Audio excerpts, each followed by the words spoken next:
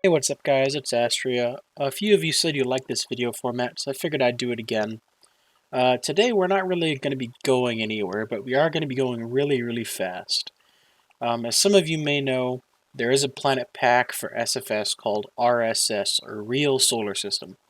Now, some of you KSP players out there might cower in fear when you hear that, but us SFS players have no idea what we're getting ourselves into, because SFS is even worse for RSS than KSP. So for those of you who don't know, RSS basically enlarges all the planets to their real sizes, including their atmospheres and their real gravities, which means you need to reach the correct orbital velocities of these bodies. Earth being 7.8 kilometers a second, as opposed to 1600 meters a second in the default game. Now, most of you probably can't even get to orbit in RSS unless you heavily design your rocket, like I have here, or you make an absolutely massive rocket. It'd be 7.8 kilometers a second. That's just insane. This rocket has like 2 strap-on boosters, and I think it has 4 stages, and it just barely makes it to orbit. And you can see that there is everything else in this planet pack that's in the default SFS pack, but good luck getting to any of it without cheats or any BP editing or quick save editing. I think the most I've seen someone do in this planet pack is with some absolutely massive rockets. They were able to do a one-way lunar flyby of the moon, which means they went past the moon, but they didn't even get back to Earth, because when you do a flyby of the moon, you have to burn a little bit to get an encounter with Earth, so you don't just end up in orbit. But in regular SFS, that burn to get an encounter with the Earth's atmosphere, it's like a 50 meters per second burn. But in RSS, that burn to get yourself back to Earth from behind the moon is just an absolutely monumental, like 1.5 kilometers per second burn, which means you'd need to be getting like hundreds of tons of fuel on a translunar injection burn. And you'd need to be getting probably thousands of tons of fuel into orbit to get that on a translunar injection orbit, which means you'd need an absolutely ridiculous rocket. So there's no way in hell you're going to be able to do that. So for the moment, RSS is nearly unachievable. You can see here we've already spent our 2 rocket boosters, and we're about to spend our main stage on the center core. And now everything else is going to be frontiers, or I don't know what they're called now, but when I played 1.4, they were called broadswords. The smaller, efficient engine than the Frontier. But you can see here that our apoapsis is at 85 kilometers. So yes, in fact, the orbit is at 100 kilometers. This is the real Kármán line, which is just absolutely monumental. And you might think, well, we're going nearly 2,000 meters a second. That's got to count for something. We've surely made some headway toward orbit. No, at this speed, we won't even reach orbit yet, or we won't even reach space yet. It's hard to fathom how difficult it is just getting to orbit in this pack. And you can see a couple times when I zoom out that where we're going to land isn't even like a tenth of the way around the Earth. At like 2,200 meters a second, we're not even going to land like a tenth of the way around the planet. And it's hard to imagine just the scale of this pack. Now there is some hope. There is some hope for possibly making RSS feasible for actual missions. First of all, you can always make your rocket bigger, like I said. That has certain limitations. First of all, if you make your rocket bigger, you're going to need more engines.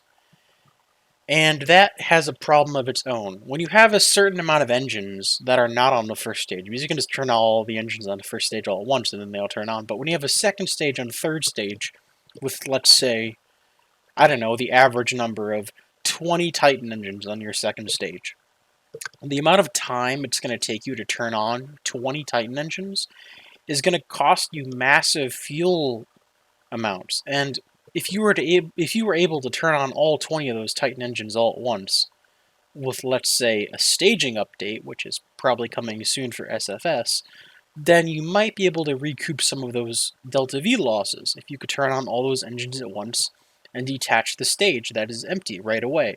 So there is that. But the other issue is, even if you were to get to the moon, you couldn't land on it, because there's another issue written into the base of SFS.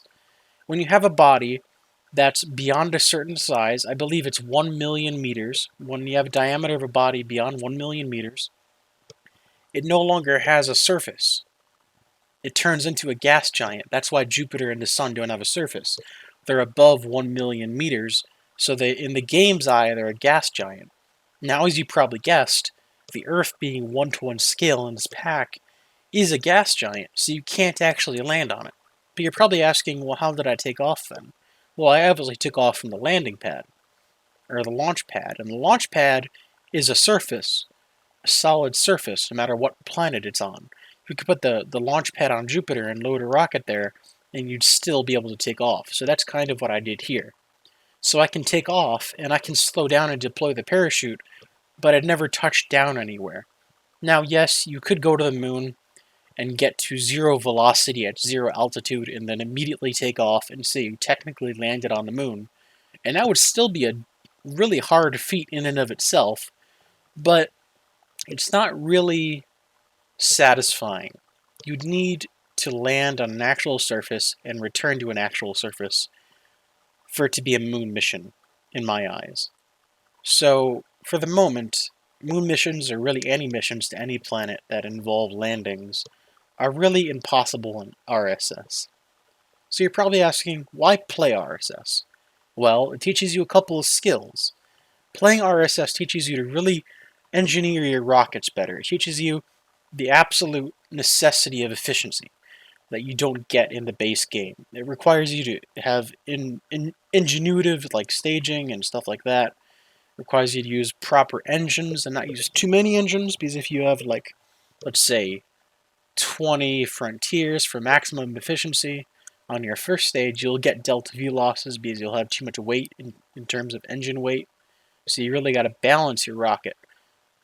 And it really is just a challenge, and that's why we do anything in this game, because it's a challenge, and we like challenges, especially people who play this game and games like KSP and SR2. It's like the great, I'm drawing a blank here. He's like one of the persons who founded spaceflight, or the moon missions. John F. Kennedy. God, how do I forget his name? Anyway, it's like how John F. Kennedy says, like, oh god, now I can't remember the quote. But I'm sure most of you know what I'm talking about. He's giving a speech, and he's like, something we do it because it's hard. Ask Rhea the historian. I'm not very good with quotes, especially when I don't do any research before my videos, but you get the point. We do it because it's hard, and it teaches us valuable lessons. And I guess that's the real takeaway from this, is people play RSS, and they play KSP, and they play SFS, because they want a challenge, and they want to overcome challenges. And as we're about to enter orbit on our last stage, I hope you can take away that. I'll leave the link to the forum post where you can get this pack in the description.